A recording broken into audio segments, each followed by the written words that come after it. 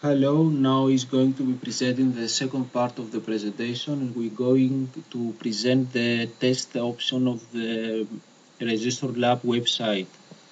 We go to the main and we click the main 23.html and we go to the test option.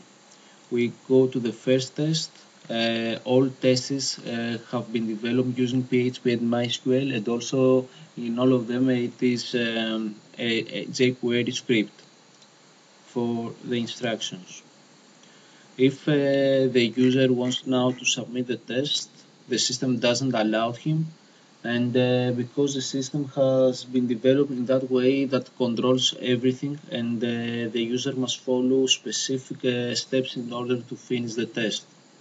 Now it asks about the name. We type the name. If I go to submit now, it asks about the ID. I give the ID. Now it asks about the test again. Now it says to answer the questions.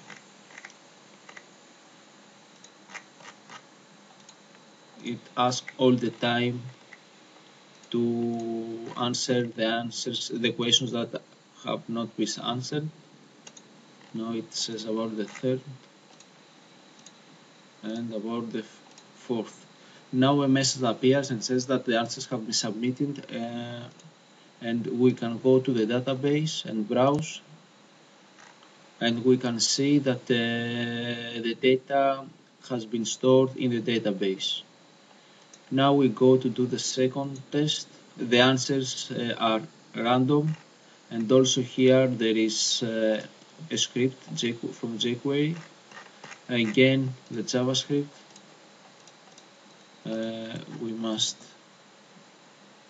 enter the name. Oops. Again, it says about the ID.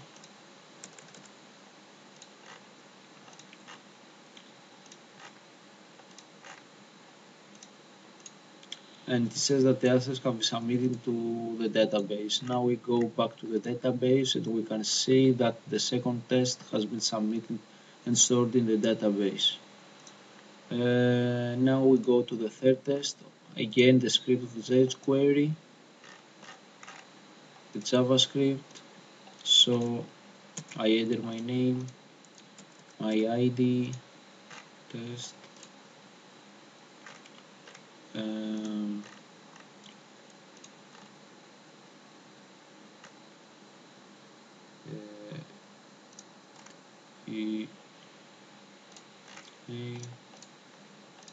Submitted. Now I go again to the database and we can see that the data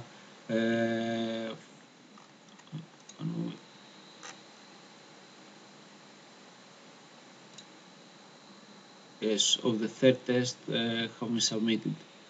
Now we go to the fourth test again. The jQuery script, the JavaScript, the name, the ID,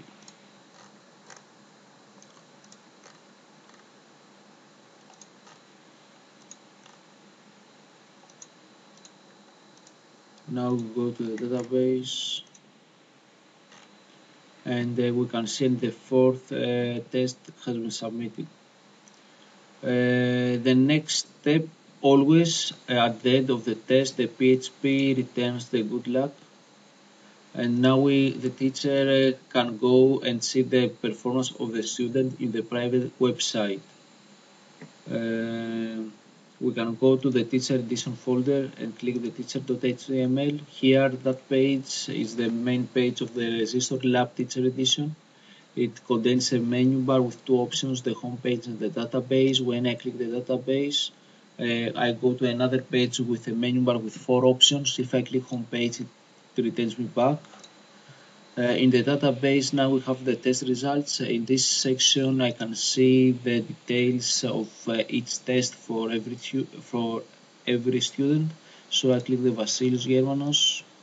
I can see that for test 1 I have AAAB50, first test AAAB50, so both websites are connected and communicates with the database. Now I go to see the second test. Second test ABAB25, ABAB25. Third test AAAD50. It's from ANA. I forgot to choose my name. BBAD50, BBAD50, and in the last test again BBAB75 pass. BBAB75 pass. Now we go to the student performance option.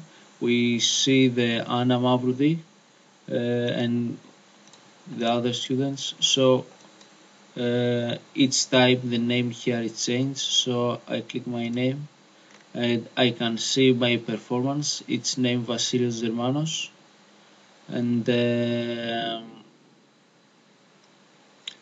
I can see the 4 tests, test 1, test 2, test 3, test 4, the scores 50, 25, 50, 75, 50, 25, 50, 75. Also the graph is connected with the database and it changes the results dynamically.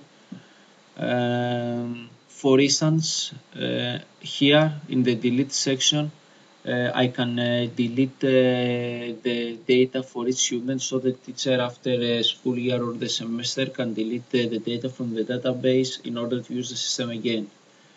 For example, about the graph, it's dynamic. For example, if I delete the third test, for example this one,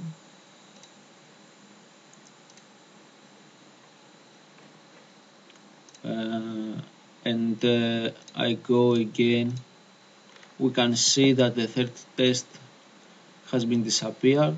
So we go to the delete database, I click my name, I delete, and it says if I'm sure for that action.